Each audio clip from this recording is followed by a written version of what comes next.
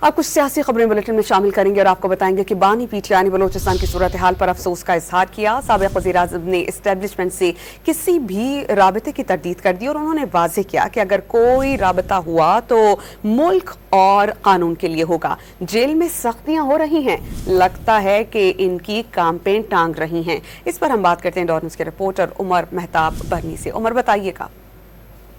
जी बिल्कुल, बानी पीटीआई की जानिब से अडयाला जेल में सहाफियों से गुफ्तगू के दौरान कहा गया है कि बलूचिस्तान और मुल्क में अमन व अमान की सूरत हाल सबके सामने है।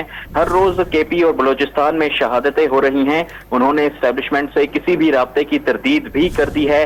अडयाला जेल में सहाफियों से गुफ्तगू में उन्होंने मजीद कहा कि एस्टेब्लिशमेंट से जब भी बात होगी वो मुल्क और कानून के लिए होगी। उन्होंने कहा कि अवाम फौज से प्यार करते हैं क्योंकि वो हमारा दिफा करते हैं।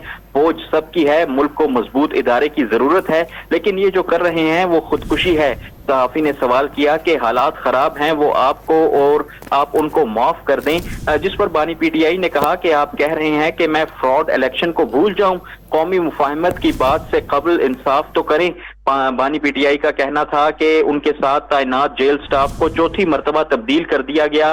जेल में कुछ ज्यादा ही सख्तियां हो रही हैं, लगता है इनकी कांपे टांग रही हैं। बानी पीटीआई ने शिकवा किया कि उन्हें जिस कमरे में रखा गया है वो ओवन है, उसके बावजूद उन्हें कोई रिलीफ जो है वो नहीं चाहिए।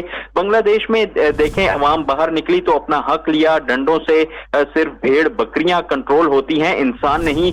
बांग्लादेश के हाथों टेस्ट मैच में शिकस्त पर तबसरा करते हुए बानी पीटीआई ने कहा कि क्रिकेट टीम को सर्जरी की जरूरत है, सारा नजला एक इदारे पर गिर रहा है। मोहसिन नकवी की क्या क्वालिफिकेशन है जिन्हें वजीर दाखिला और चेयरमैन पीसीबी बना दिया गया।